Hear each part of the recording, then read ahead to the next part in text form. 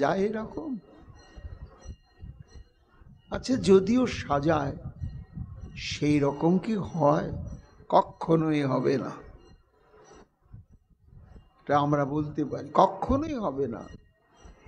আচ্ছা, তাই দেখে কি তখন তাদেরকে বলে, এ মথুরাবাসিনী, তোমরা আপ্রাণ চেষ্টা করে যতই সুন্দর করে সাজাবার চেষ্টা করো,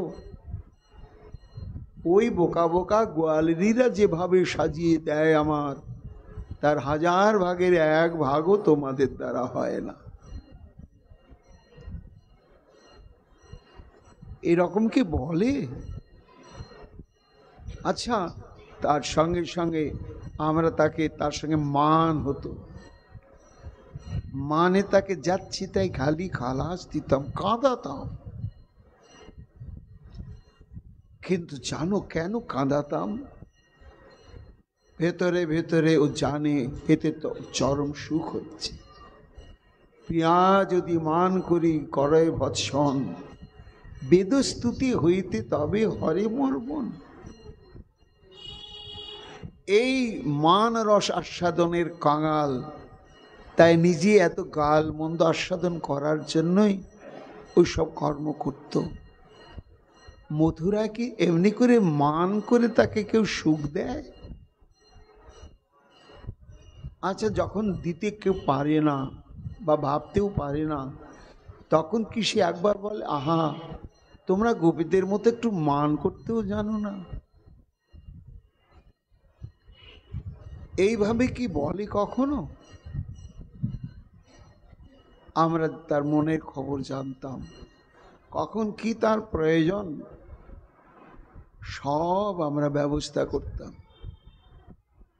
কিন্তু হায়, একবারও কি সেসবের স্মৃতি বুকে নিয়ে ওই মথুরাবাসিনীদের যে পরিচর্যা, সেটিকে কখনো অবহেলা করে? স্মরসী যদসী দূরে নাতমনা স্বার্থ বেশি।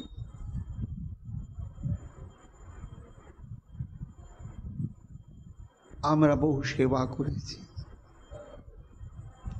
বহু। আমাদের জীবন সাধনাই হচ্ছে তার সেবা। তা এই সেবাতে যে সুখ, তার দেহ সঙ্গিনী হওয়াতে সেই সুখ নেই ভ্রমর। এই জন্য আমাদের বিশ্বাস যে ব্রহ্মাণ্ডে এই বৃন্দাবনের গোয়াল পাড়া আর এই গোয়ালিনী ছাড়া তাকে সুখ দেওয়ার মতো, তাকে বুঝবার মতো, আনন্দ দেওয়ার মতো আর ব্রহ্মাণ্ডে দ্বিতীয় কেউ নেই এবং থাকবেও না, হবেও না। আমরা তার চিরকালের কিঙ্করি কিঙ্করি কিঙ্করি দাসী। পরীক্ষিত প্রশ্ন করছেন, গুরুদেব এই রাধারানী নিজেকে কিঙ্করি বলে পরিচয় দিচ্ছেন, এটা প্রাণে খুব ব্যথা পাচ্ছে। কেন না, যিনি তত্ত্বে, রসে, রূপে, ভাবে, গুণে, মহিমায় সর্বশ্রেষ্ঠত্বের আসনে অধিষ্ঠিতা হয়ে আছে।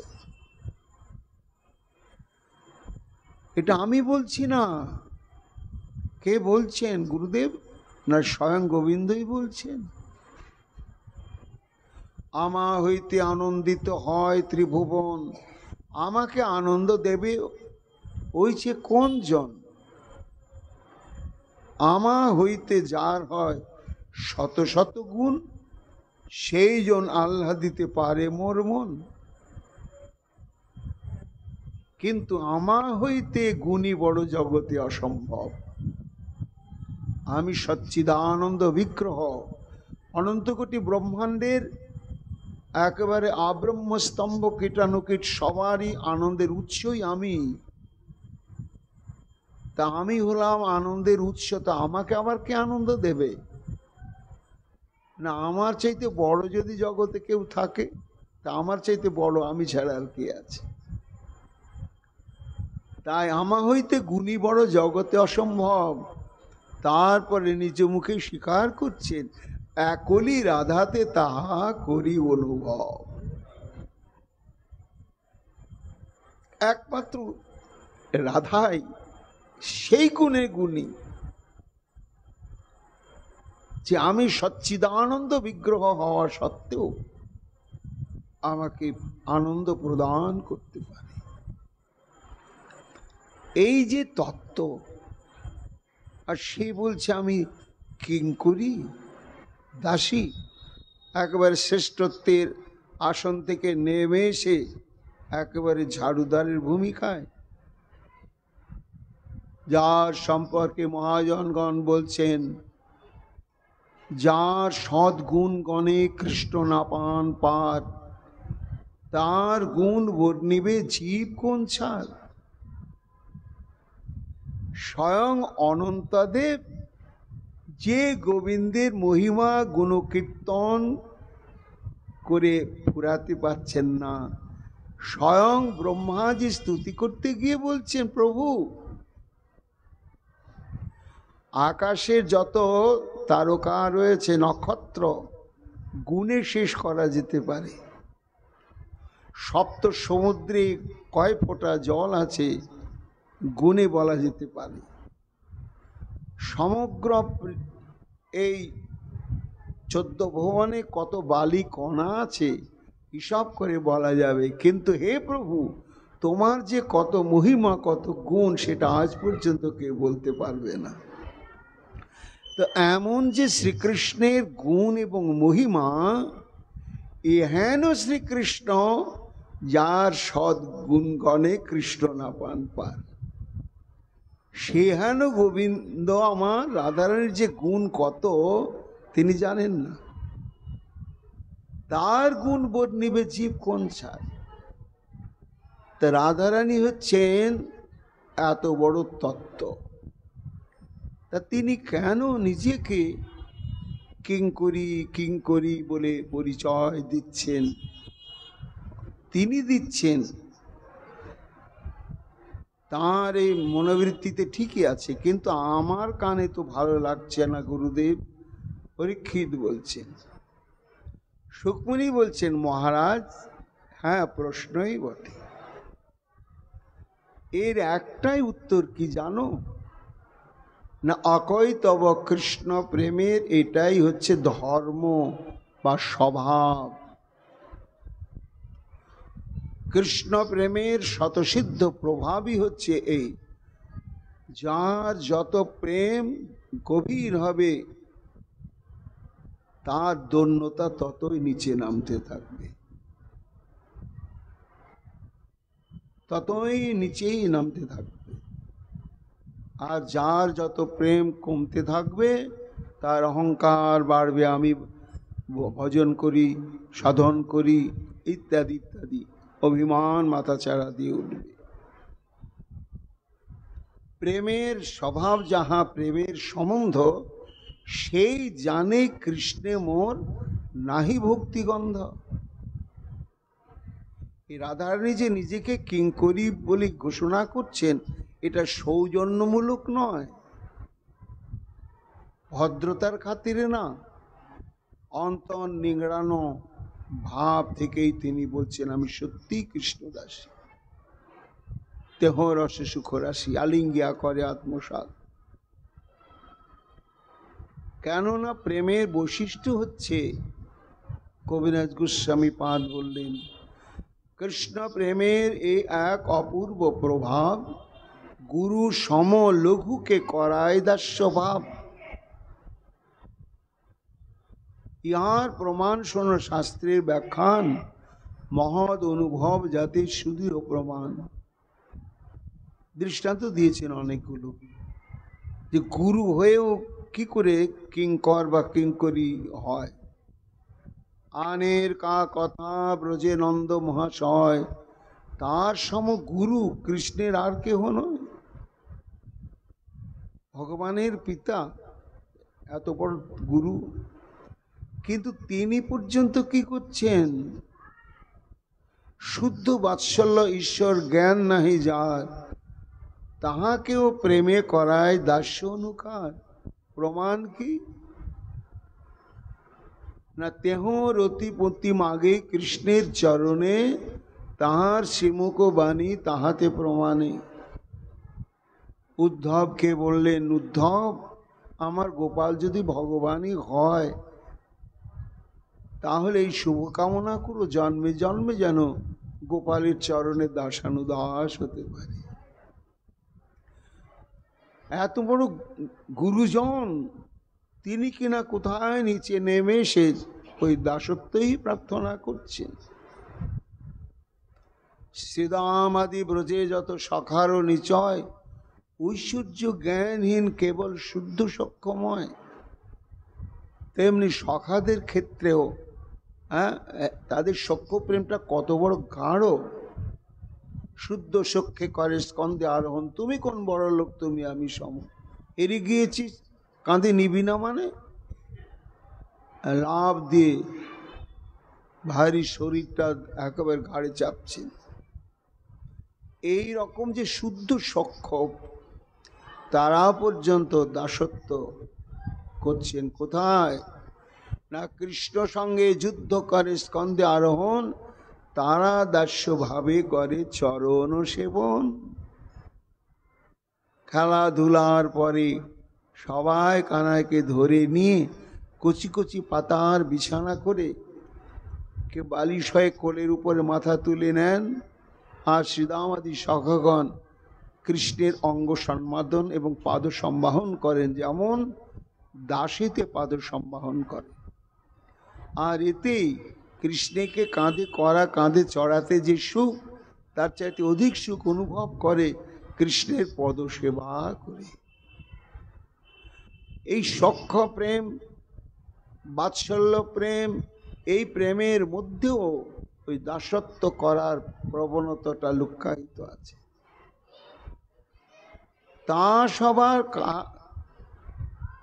ব্রজের প্রেয়সী, ব্রজে যত গোপীগণ, যার পদধূলি করে উদ্ধব প্রার্থন, যা সবার উপরে কৃষ্ণের প্রিয় নাহি আন, তারা আপনাকে করে দাসী অভিমান। তা সবার কথা রহু শ্রীমতী রাধিকা, সবা হইতে সকলাংশে পরম অধিকা। তেহ যার দাসী হইয়া করেন সেবন, যার প্রেম গুণে কৃষ্ণ বদ্ধ অনুক্ষণ। এই যে দাসিত্বের বা দাসত্বের অভিমান অন্তরে জাগছে অকপট ভাবে, এটা যত কৃষ্ণ প্রেম অকপট এবং গাঢ় হবে, তখনই তাই হবে। রাধারানী সুখটা কিসে বেশি নিজেই ব্যক্ত করেছেন, কৃষ্ণের সুখ সঙ্গমে, মোর সুখ সেবনে। অতএব দেহ দেহ দান, কৃষ্ণ মোরে কান্তা করি, কহে মোরে প্রাণেশ্বরী, আর মোর হয় দাসী অভিমান। আমাকে প্রাণেশ্বরী, প্রাণবল্লভ বল্লভা বলে বধূ সুখ পান, কিন্তু আমি যে ওইসব নয়, আমি যে তার চরণের দাসী, এটি যখন সম্যক উপলব্ধি করি তখন আনন্দে বুকটা ভরে যায়। এই জন্য পরীক্ষিত সর্বশ্রেষ্ঠত্বের অধিদেবী হওয়া সত্ত্বেও শ্রীমতী রাধারানী নিজেকে কৃষ্ণদাসী অভিমান করেই জানতে চাইছেন ভ্রমরের কাছে যে আমাদের মতন কিঙ্করী গণের কথা কি কখনো কথায় কথায় তোমার সঙ্গে আলোচনা করে দূত? ভ্রমর তো গুনগুন করেই চলেছে। রাধারানী যেন শুনতে পাচ্ছেন, হ্যাঁ হ্যাঁ বলে বলে, মনটা ভরে গেল। তখন কৃষ্ণকে পাওয়ার জন্য তৃষ্ণাটা আরো প্রগাঢ় বলবতী হয়ে গেল। এইবার শ্লোকের অন্তিম বক্তব্য বলছেন, তাহলে দুধ ভুজম অগুরু সুগন্ধং মূর্ধধ্বস্যৎ কদানু, আবার কবে সেইভাবে তাকে পাবো যে অগুরু কুমকুম চন্দন গন্ধে ভরা সুডোল সুগোল বাহু সম্প্রসারণ করে আমাদের নিবিড় হৃদয়ের মধ্যে ধারণ করবেন, আর সেই হস্তটি আমাদের মস্তকে প্রদান করবেন সরাসরি। কোন হস্ত? ভ্রমর যেন জিজ্ঞাসা করছে, ওরে তোকে কত বলবো ভ্রমর, যে হস্ত আর যে ভুজদণ্ড, তার মহিমা জানতে পেরে, তার মাধুর্য নয়নে দর্শন করে, তার কান্তা নয়, তার দাসী হয়ে গিয়েছে, কিঙ্করী হয়েছে। দত্তা ভয়ঞ্চ ভুজদণ্ড যুগং বিলক্ষ্য বক্ষ শ্রৈক রমণঞ্চ ভবামদাস্য।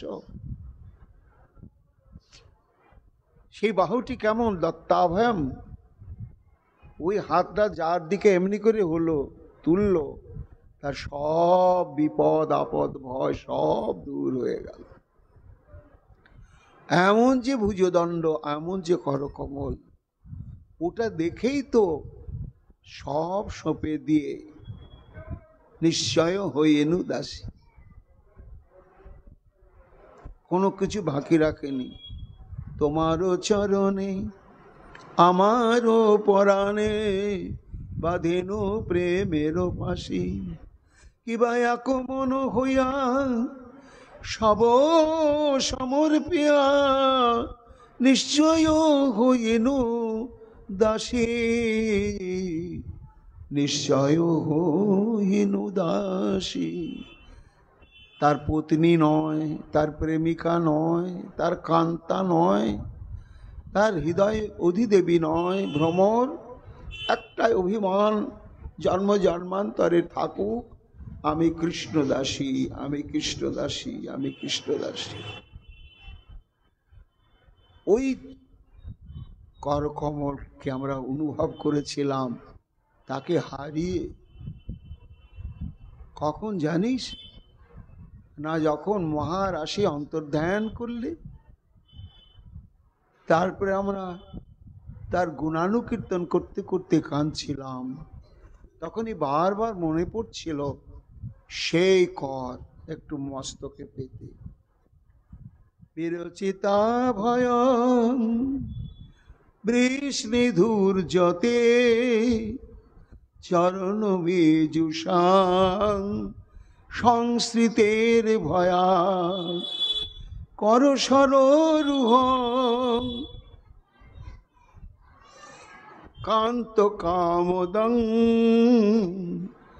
শিরুষি দেহিন শ্রীকর গ্রহ। কেঁদেছিলাম, তোমার হাত, তোমার বাহু, সংস্কৃতের ভয়া চরণ বিষাং বিরচিতা ভয়ং। হে বৃষ্ণিধূর্য, বিষ্ণুকুল তিলক, সংসারে ঘাত প্রতিঘাতে চর্চরিত ভীত সন্ত্রস্ত জীবকুল যখন বুঝতে পারে গোবিন্দ ছাড়া গতি নাই, তোমার ওই চরণে যখন শরণাগত হয়, তখন তাদেরকে অভয় প্রদান করবার জন্য তোমার ওই হস্তটি উত্তোলিত হয় তাদের মাথার উপরে।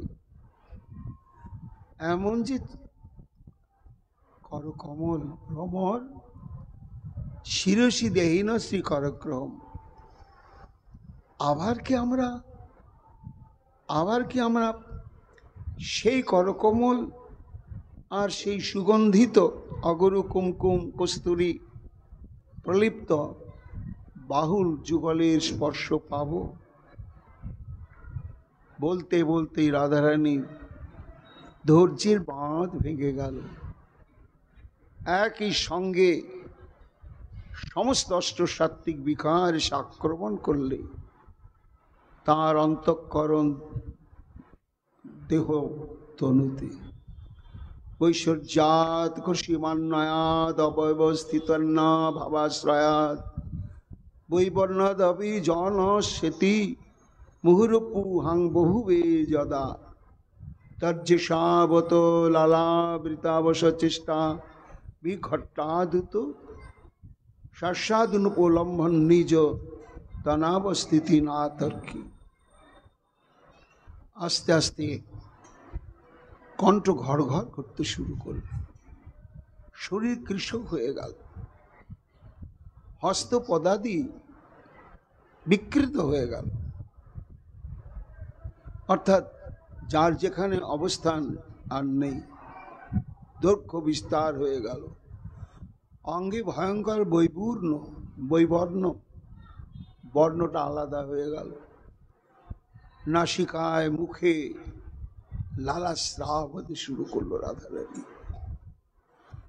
মাঝে মাঝে শ্বাসরোধ হতে শুরু করলে। সখীগণ রাধারানীকে চিনতে না পেরে তারাও আর্তনাদ করে ক্রন্দন করতে লাগলেন। সুকমণি বলছেন, মহারাজ, এই হচ্ছে 10 প্রকার চিত্র জল্পের সর্বশেষ, এই 10তম চিত্র জল্পর নাম হচ্ছে সুজল্প।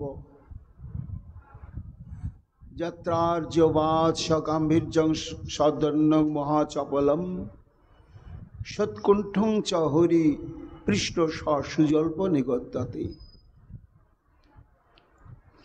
অর্থাৎ যে দিব্যোন্মাদ দশাতে সরলতাবশত গাম্ভীর্য, দৈন্য, চাপল্য এবং উৎকণ্ঠা এই নিদূতকে শ্রীহরির কুশলাদি প্রশ্ন হয়, তাকেই বিজ্ঞজন সুজল্প বলে থাকেন। ভ্রমর প্রস্থান করল এবং গুঞ্জন নীরব নিথর হয়ে গেল। রাধারানীও নীরব হলেন। অত্যন্ত অদ্ভুত বিস্ময়, হতবাক, উদ্ধব, স্তব্ধের মতো, পুত্তলিকার মতন দাঁড়িয়ে দেখছেন সব। তার বুদ্ধি, তার জ্ঞান, তার ভাব, তার ভাষা মহাভাবময়ের প্রভাবে একেবারে ভেসে কোথায় হারিয়ে গেল। শুধু নিজেকে মহাধন্য এবং কৃতকৃতার্থ মনে করলেন উদ্ধব, আর মনে মনে প্রিয় প্রভু শ্রী গোবিন্দের চরণ স্মরণ করতে করতে মনে মনেই বলতে শুরু করলেন, হে প্রভু, তুমি আমাকে এদের সান্ত্বনা প্রদানের জন্য এই যে বৃন্দাবনে তুমি আমাকে প্রেরণ করেছ, আহা, এতে কি হলো জানি না, তোমার সেবা, তোমার মনোভুলসিত কর্ম আমি সুসম্পন্ন করতে পারলাম কি পারলাম না তা জানি না, কিন্তু আমার কি লাভ হলো, তোমার কৃপায় আমাকে সেটি করালো না। উত্তাল উত্তাল তরঙ্গ মালায় সমাকুল এই যে মহাভাববতীর প্রেম সিন্ধু, এই অতলান্ত অসীম এই প্রেম সিন্ধুকে দর্শন করে, হে প্রভু, তোমার উদ্ধব আজ কৃতকৃতার্থ, ধন্যাতি ধন্য হল। ভ্রমর গীতের শ্লোক এইখানেই শেষ হলো। এইবার উদ্ধবের সঙ্গে গোপীগণ প্রকৃতিস্থ হয়ে যে কথোপকথন আরম্ভ হয়েছিল এবং যে সন্দেশটি মূল উদ্ধব বয়ে নিয়ে এসেছিলেন গোপীগণকে প্রদান করবার জন্য, সেই সব প্রসঙ্গ আমরা আগামীকাল থেকে শ্রবণ কীর্তন করব। এখনকার মতো ভাগবতী কথা এখানেই বিশ্রাম লাভ করছি।